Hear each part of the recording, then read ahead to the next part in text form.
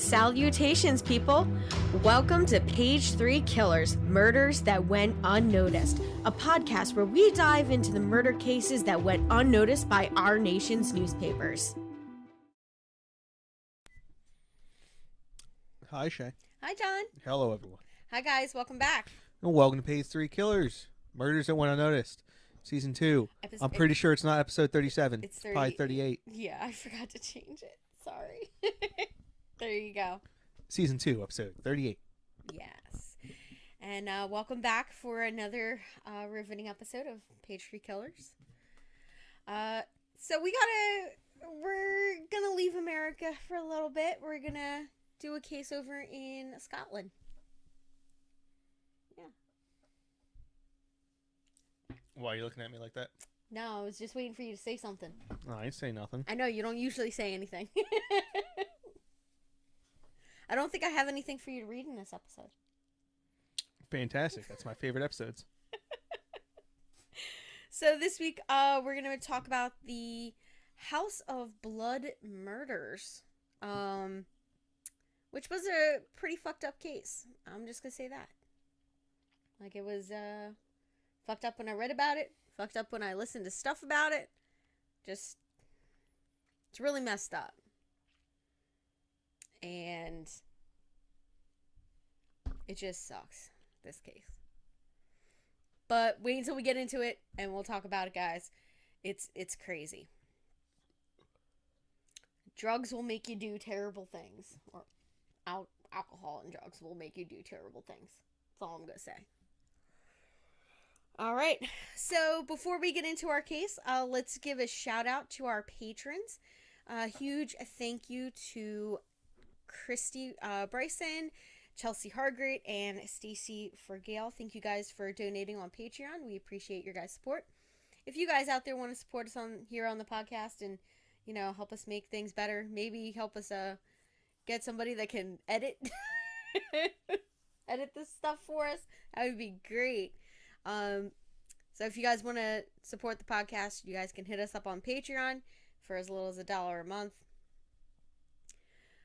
If you can't afford that, just remember to like, share, and subscribe, which is free, right? It is. Yeah. So like I said, this case was in the United Kingdom, Scotland to be specific, and it's from 2004. I know we haven't done very many that were out in the 90s or earlier. Into the new millennium. Yeah. So, you know, I'm trying to branch out and get us, because I did a whole series of, like, episodes that were, like, in the years, like, around World War II, a couple weeks. So, I was like, yeah, let's do some more modern stuff that I've never heard about. So, I mean, 2004 was 18 years ago. I know, but it's depressing. It's That's what it is. It's like, and people born in 2000 legally could drink last year. That, like, it broke my mind. I was like, what? Really? Yeah, that should be illegal. You should have to tell the person where you were on 9/11. Yeah. So, my cousin, like, got ID'd at a liquor store. And she goes, oh, you were born in the 1900s. You're fine. That's how people get stabbed.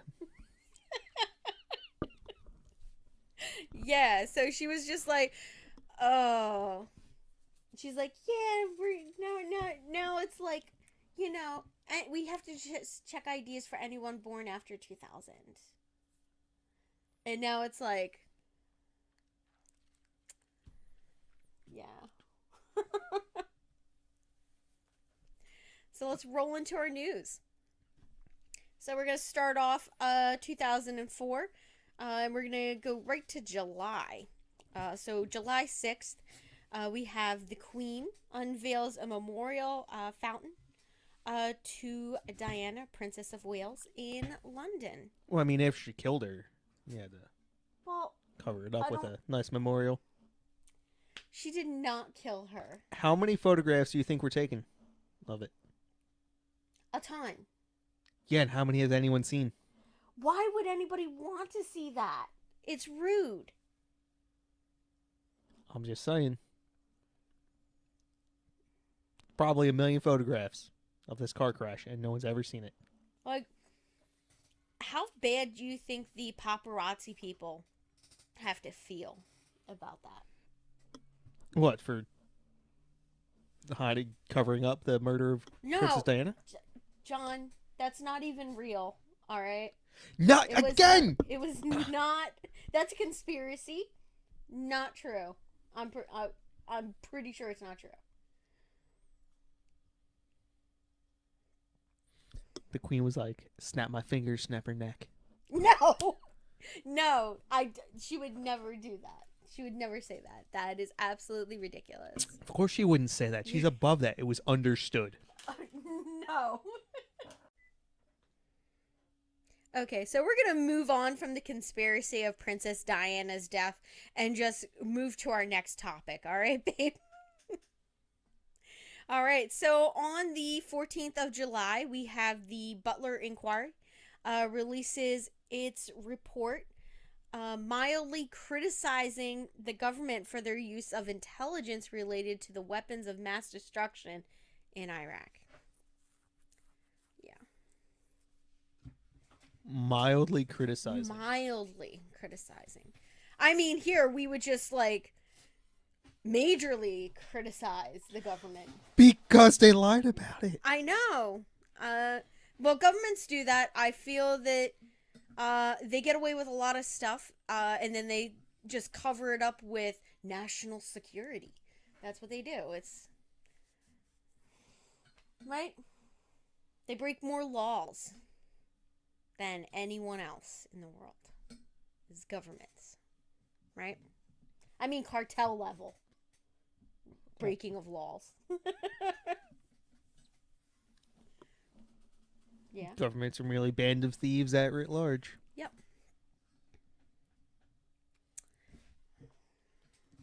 All right. Come at me. So our next one, Olympics. So on the 13th through the 29th of August, we have the 2004 Summer Olympics. Great Britain does participate in that. It's in Athens, Greece.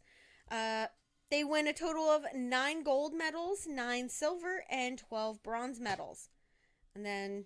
Weak. That's a decent turnout.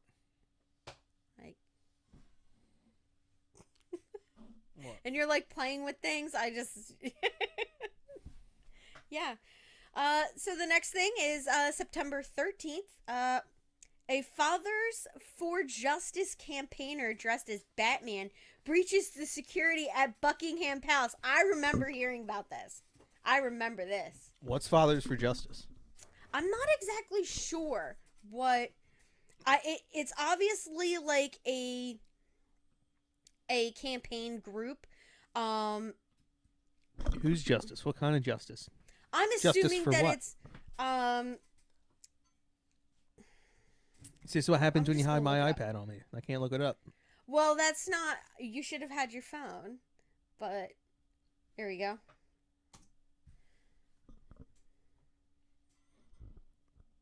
Founded in 2001, a group to gain public and parliamentary support for the changes in UK legislation. Oh, for fathers' rights. Yeah. That's what I figured. It was for fathers' Mainly rights. using stunts and protests. And then, yeah, so that they breach Buckingham Palace, which, I mean, that's got to be insane. That's like getting into the White House. Dressed as Batman. Dressed as Batman. Who? Really? Like, okay. So the next one. Like, you would think, September 13th, they learned their lesson. They're going to make sure that there's people there to prevent anybody from breaking into any of their government buildings, right? Like the House of Commons, right? Super important place. Parliament sits there. You're wrong. So it's September 15th. Parliament is suspended after a pro-hunter campaigner breaks into the House of Commons, just found like 2 days after the break-in at Buckingham Palace, which ends up being fruitless. So their little stunt of breaking into the House of Commons, fruitless. Because on November 18th, Parliament passes the Hunting Act of 2004, prohibiting fox hunting in England and Wales, and the Civil Partnership Act, granting civil partnerships of the same-sex couples from 2005, and the Civil Contingency Act, providing for local arrangements of civil protection and national emergency powers. So those 3 things got passed on November 18th. More importantly, that first one was kind of what they were like campaigning against. So no more fox hunting, hey? Yeah. Oh, I bet you a lot of rich folks are upset about that. Oh yeah. Right? Isn't that a rich folks thing? They put on their red petticoats and you prance around. Yeah, in they bring the dogs out. I don't even know if that's like a thing anymore. Is it? No, we just talked about how they passed a law saying it's illegal. Yeah. Any of our UK fans, I know there's a couple out there. Let us know about that. Do you guys still do like fox hunts? Like, oh, obviously not, because there's a law prohibiting it. But like, they got that seedy underground fox hunting scene. No. Yeah, maybe. It's like street racing, but like fox hunting. You know what? Like, they got a Vin Diesel of fox hunting. They take like a hunting dog, dress him up like a fox, and have him run out, and then they just like exercise the other dogs and have them run after it. No. I don't think that's what happens. No. Well, maybe they do like duck hunting now. I bet you it's more like dog fighting. Bet you got money on stuff. Oh. Who can nab the biggest fox? But like the whole sport's illegal. Yeah. All right. So what is the Atlanta fox hunting? That's what I want to know. Yeah. So November 6th, I am gonna butcher this. It's a rail crash on Ufton. Nervet. Hopefully that's it. I apologize. For some reason, I don't know what that is. So 7 people are killed when a train is derailed by a car deliberately left on a level crossing in Berkshire. Yeah. It's like that guy that got life in prison here in the United States for did he try to kill himself? He tried to kill himself with his wife, or it was either a wife or a girlfriend in the car. So he drove it onto the tracks as the train was coming, and the car ended up being dragged by the train for like almost a mile. It was like pretty crazy. But yeah, he was trying to kill her. Her and him, murder-suicide. Both of them survived, scarily enough. But yeah. So on October 9th, our next one, we have British aid worker Margaret Hassan is taken hostage in Iraq on 11/16. It is reported that she died after her family received a video recording supposedly showing her being killed. Which, that's terrible. So it was really hard to decide whether that belonged up in that news area or if it belonged down in the seedy side. I feel like it could have gone either way. I could have put it either up there or at the bottom or down here. And then if you have any questions, babe, Margaret Hassan, she was like a an aid worker that was working over in Iraq at that time. Now, on December 26th, we have, this is like the big deal. This, I remember this. They've made movies about this. So, that tsunami that hit in Southeast Asia on the Christmas holiday, Boxing Day to be specific, 150 British people are among the thousands of people that are killed by that Indian Ocean tsunami. I don't remember this one. You don't remember this one? They did you probably didn't see it. They did a movie about it. A British family is like on the vacation, and the comes in, and some of them get swept away from each other, and they spend the whole movie trying to get back to each other. It was a really good movie. But yeah, so it was a really huge tsunami, and there wasn't very much warning before it hit. So no, like, all these people didn't know it was what was happening. And like, just thousands of people died. Most of them were vacationers because they were on holiday. And a lot of civilians that lived there. And I believe it was it, oh my gosh, the area. I have to look it up, and I'll give that to you. But it was like, I remember this being plastered all over the news here. So I know it had to be a big deal over in England. All right, so we're going to move on to our CD side. So we have July 2nd, court rules that the Humberside Police Authority must suspend the Chief Constable, David Westwood, in accordance with the Home Secretary, David Bunkett's demands. So this guy, I believe that there was some issues regarding his performance of his job as a police constable. And it was demanded that he be removed from that position for said issues. Yeah. All right, and then our next one is on August 9th. So we have West Bromwich Alban FC terminate. I'm hoping that is a football club. Yeah, obviously.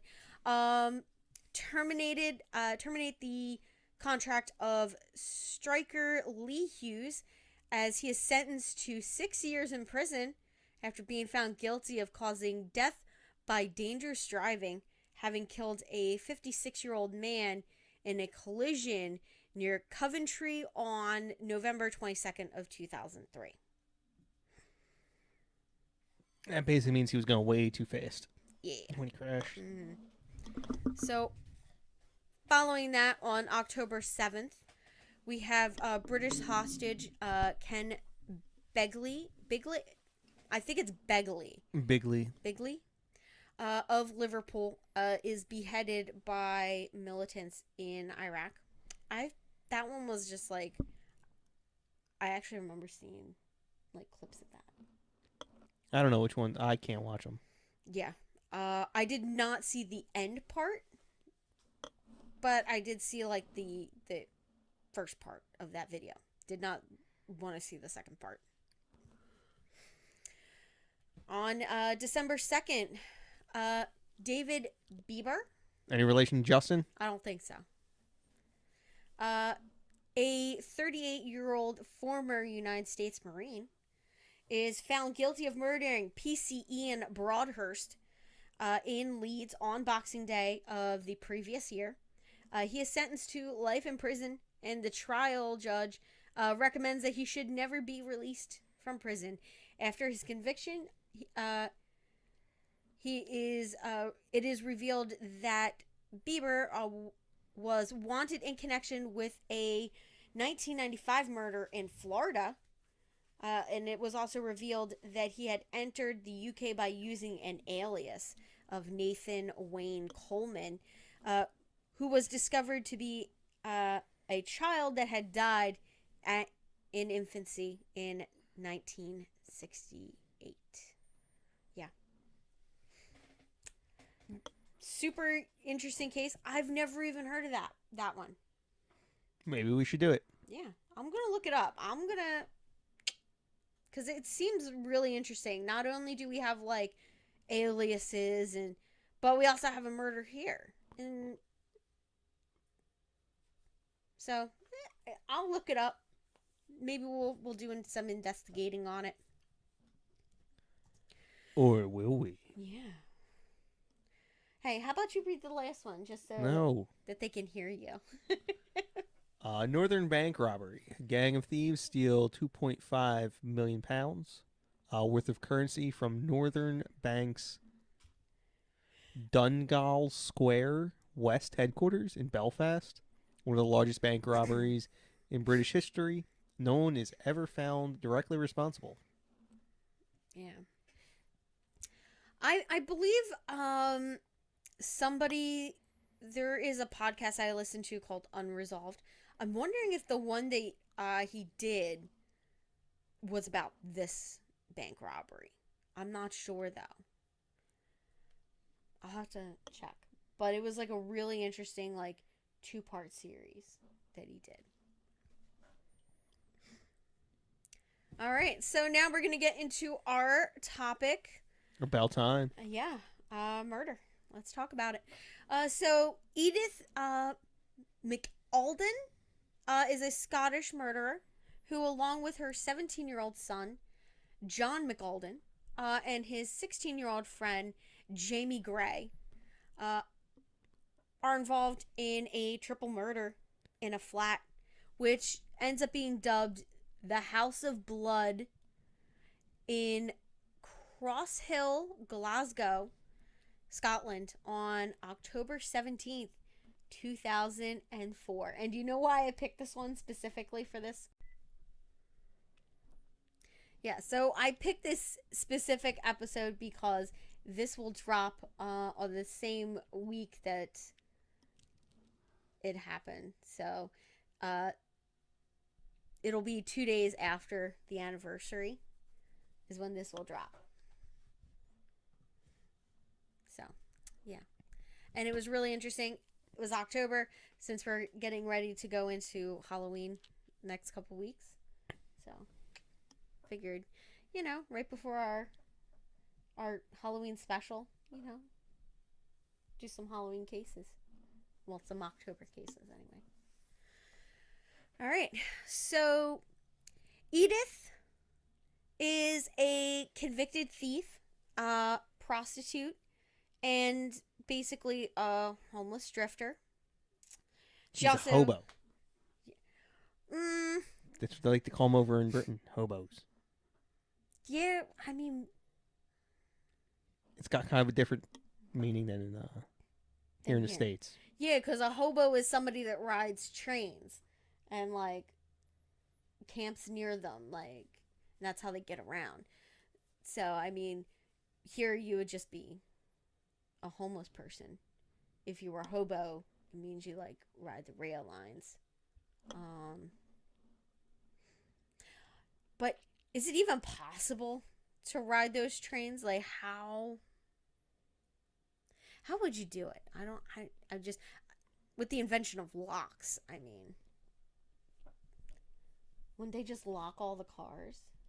Just break the locks? Oh, I guess so. Like, if nobody's paying attention, like, sure, okay. Yeah. So Edith, not only, was she, she had a problem with light fingers and all that. She also had a drinking problem. She was a bit of a boozer. And she was known to be quite a handful by, like, just everybody that knew her was like, yeah, she's a bit of a handful. You know, she's a bit much. My assumption is the drunker she gets, the harder it gets to handle her. You know, it's my theory. Now, she was just released from prison before this murder on the 17th.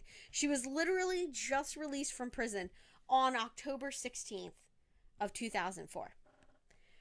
Which she had just served a 9-month sentence for a serious assault. Now, I don't know how serious is. I'm guessing it was a pretty bad for 9 months, but I don't have any information on that case. And that happened before this. So she gets out of jail. So what is the first thing an alcoholic does after getting out of jail? Or somebody Get wasted. Yeah, you know, you. So she decides she's gonna go hook up with her boyfriend.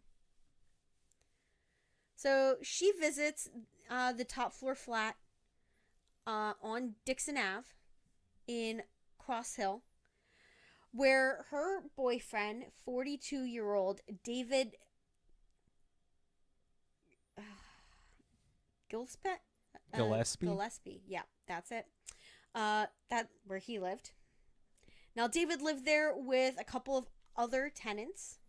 All right. So another tenant there was 71-year-old Anthony Coyle. And the landlord, Ian Mitchell, who was 67 years old. Now, Anthony Coyle was originally from Ireland, and he was a lodger in the house for the past 10 years. He was friends with Ian Mitchell, and they had a long history together.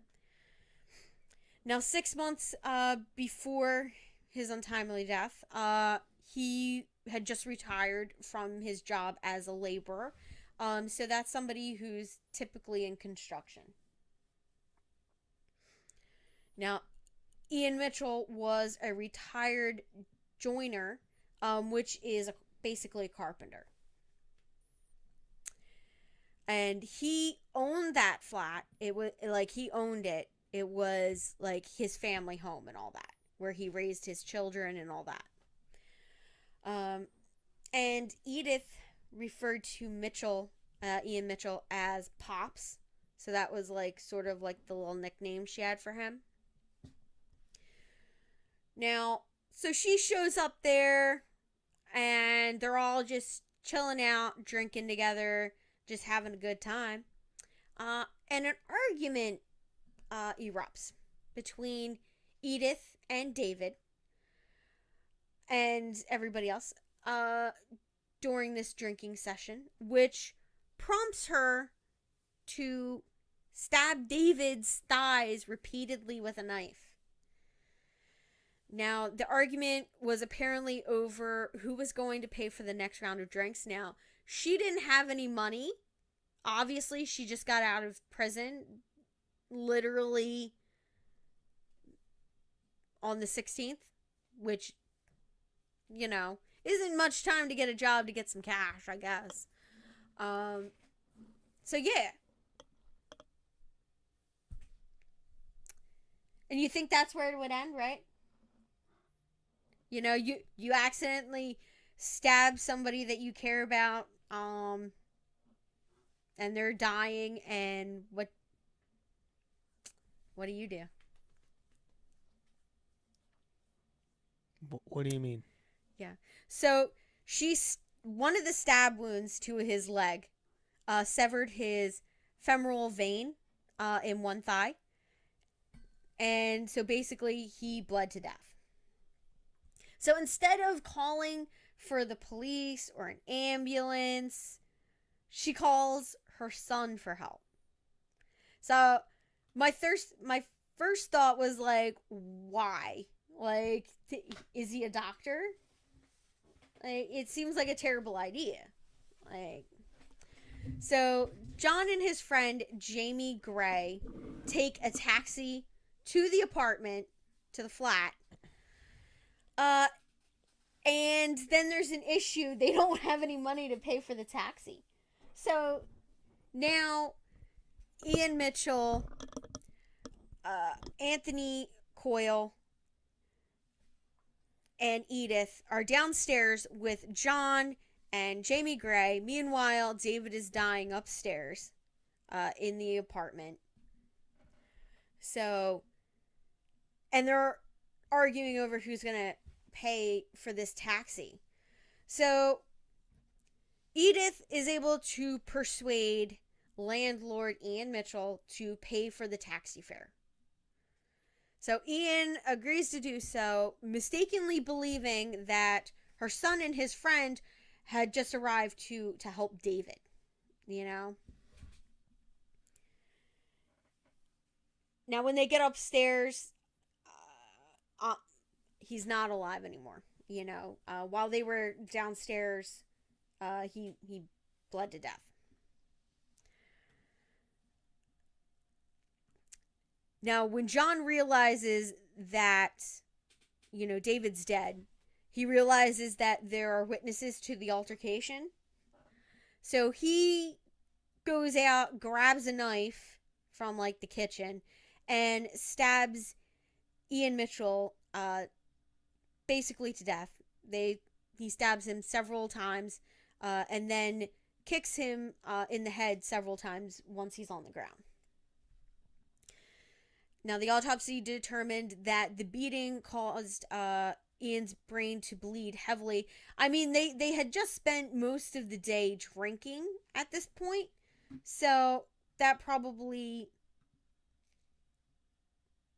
caused some of that, because when you drink, the alcohol causes your blood to thin, right? Yeah. Yeah. Now, 71-year-old Anthony Coyle sees this going on, and he books it out of there to his bedroom, and he locks himself in there. Now, John and Jamie are, like, trying to get in there. They find a power drill, and they decide to remove the doorknob and force their way in, which they do. And then they beat him to death with a golf club. Now, later on at trial, you find out that they had poured kettles of hot boiling water on the heads of Ian Mitchell and Anthony Coyle to test if they were still alive. Which, that seems... Just see if they react. Yeah, it seems ridiculous, though. I mean, I guess, yeah. So, the two boys, after all of this is done, they leave, right? So now there's just Edith there. And apparently she waits 2 hours. So approximately at 3 o'clock, Edith went to the neighbor, James Sweeney's house, and claims that something happened in Ian Mitchell's flat. And she begs him to go in there and check to see if they're okay.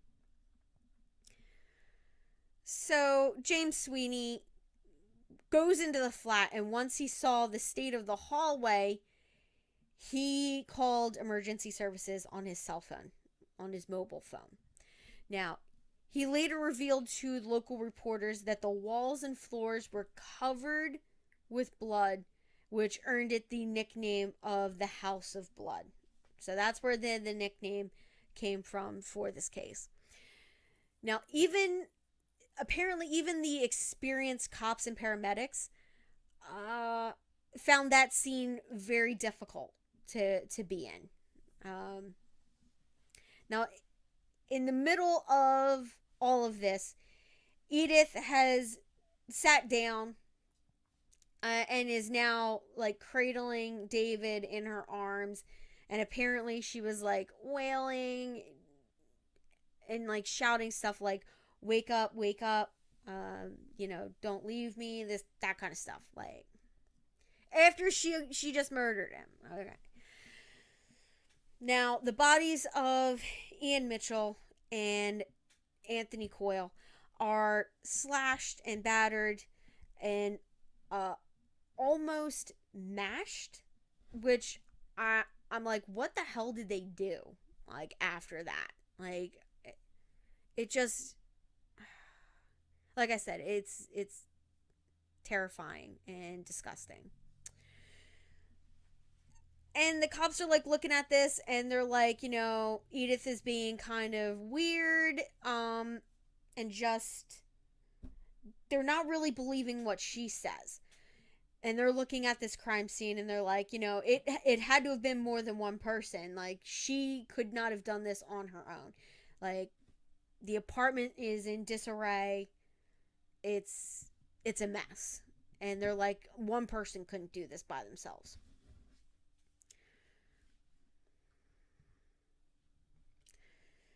So the next day, Monday, October 18th, at Glasgow Sheriff's Court, Edith was formally charged for the murders. Now, during the investigation, police speculated that she did not work alone. They felt at least 2 or 3 strong men had to have been involved. Now, police found the flat in disarray, saying that it was trashed and that the floor was littered with objects, bottles of booze, broken furniture. Like, it was just chaos in there. Now, the body of Ian Mitchell was laying on the settee, which I believe is a couch. All right. Here in the United States, we would call it like a love seat, I think, is a settee. Or it's like a full couch on one side of the living room. Now, Anthony Coyle was laying on another settee, and David Gillespie was in between them, laying on the floor in front of the fireplace. Now, the bodies, walls, floors, and ceiling were covered in blood, like blood spray, like it was everywhere.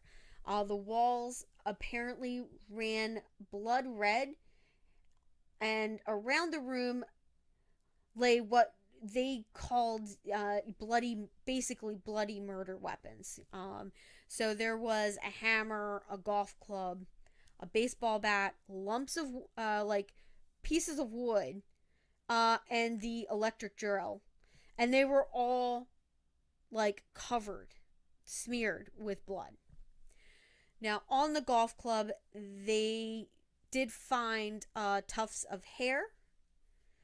And then on the knife, they found a fleshy material that was stuck to the blade handle. So, according to the police record during the trial, there was so much blood in the flat that it was impossible to be precise about the details of the violence. Now, however, Edith's was covered in blood from all 3 people, and her blood was found at the scene. So tests found her DNA all over it, which indicated that she was involved in the murders. Now, the biggest lead, though, that they had was this young guy that nobody really knew. He was homeless, living in a homeless hostel. His name was Brian Gallagher. And he comes into the police station, or makes a call over. And Brian's got quite the story. He says that a fellow hostel resident, John McAlinden, had been boasting about committing the murders the night before.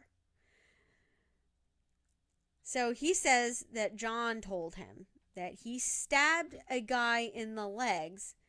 Man, there was blood everywhere. It was a fella trying to rape my ma, so I had to teach him a lesson, eh? And that's the quote. It's in parentheses, guys. Now, Brian said as he was hearing this, apparently he just kept nodding and smiling in an attempt to hide his shock and horror as he's being told this. And he was like, I'm assuming that it made John very comfortable. So he decided he was going to keep telling him the rest of it. So it kind of like encouraged him to tell the whole tale of like how they tortured and beat these three men to death. So John added, he said, and this isn't a quote, and I did my ma's boyfriend. So, I mean, we already know that David was dying before that, so I think that was just a little bit of a boast. So, following that, once he makes his statement to the police, John and Jamie Gray are soon join Edith on the murder charges for all three murders. Now the trial comes up, and it's on May. It's in May of 2005. Edith, John, and Jamie appear at the Glasgow High Court. Before the proceedings start, apparently they were all just giggling and chatting and joking around, the three of them, in court like they were at a party instead of at a criminal trial where they could spend the rest of their lives in prison for three murders. Right. Now, all of them deny the three murders. They're all like, nope, we didn't do it. So they plead not guilty. Now, during the trial, the prosecutor, Sean Murphy QC, claimed that the victims had been beaten with knives, metal files, a belt, pieces of wood, and hit with bottles, punches, stabs, and stomped on the head, and had boiling water poured over them. Now, not only did they have Brian Gallagher's testimony, they also had a bus driver who lived in the flat underneath of that flat where the murders happened.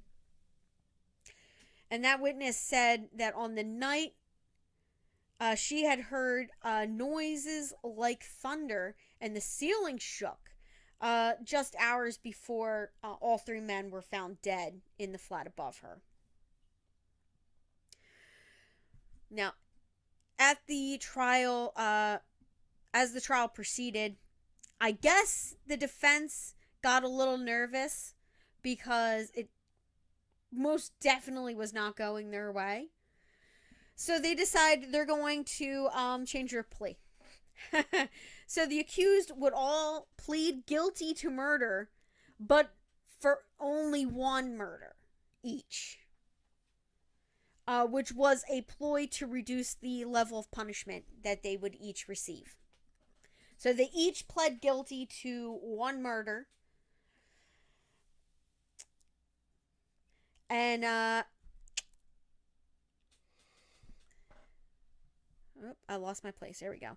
Now, at the trial, they make some claims and say that their plan was to make it look like someone else had committed the murders, and said that they were just trying to that they were covering up for Edith, even if that meant murdering innocent men. So John admits to killing Ian Mitchell. Jamie admits to killing Anthony. And Edith obviously admits to killing David, her boyfriend. So on the 29th of June 2005, Edith is sentenced to life in prison with an understanding that she is to serve her prison sentence until at least 2018. Now, John and Jamie are each given a minimum tariff of 12 years. Now, after they were sentenced, the 3 murderers were then led away. And at this point, they're still acting jovial, laughing and joking with each other. It was caught, I believe, on camera. Yeah. So, public was a bit disgusted and outraged by this.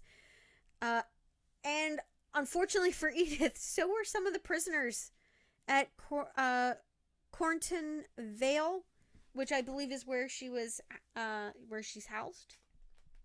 So, on arrival at the prison, she thought, I guess, boasting about, being the woman from the House of Blood murders would, get her some, like, street cred. And some prisoners politely took her aside and they told her that, nope, you're in trouble and we're going to punish you for it. So, she, pissed off some people in the prison. Other prisoners, I should say. Now, later on, after everything had, like, cooled off, apparently, at the prison, she began a series of lesbian affairs with several of the more prominent people that were there. Michelle Morrow, who was a drug dealer, and the murdering chef Pamela Gourlay. I believe that's how it's pronounced. Yeah. Which, that person seems a little interesting. The murdering chef. I want to look that up. Yeah. So that's pretty much the case. I mean, it was featured on Deadly Women in an episode titled Mommy's Little Helpers. Yeah. So what'd you think? Yeah, it wasn't much of this one. Pretty straightforward. Yeah. Like, it's just a brutal case. But other than that one show, I mean, there's a couple of, like, little crime YouTubers, like, they like to do true crime on YouTube, that did episodes. I didn't really see much about this case other than that. Yeah. So, next week, we got a good one coming up, and we have the Halloween special that will be dropping. I haven't decided whether we're going to drop it on the Friday before Halloween or if we're going to set it to drop on Halloween. I feel like Friday would be better. Was the Halloween a Sunday? No. Or is it Monday? I'm sorry, Monday. It's on Monday. It's on a Monday. Ooh. So maybe we'll drop it on the Friday. Everybody will have it up for their spooky weekend, and then Halloween, if they want to listen to it, they can listen to it then. What do you think? Fantastic. All right. Okay, guys. Thank you so much for joining us today. You guys have a nice rest of your week, and we will see you back here next time. Normal time, I guess. Bye. Bye.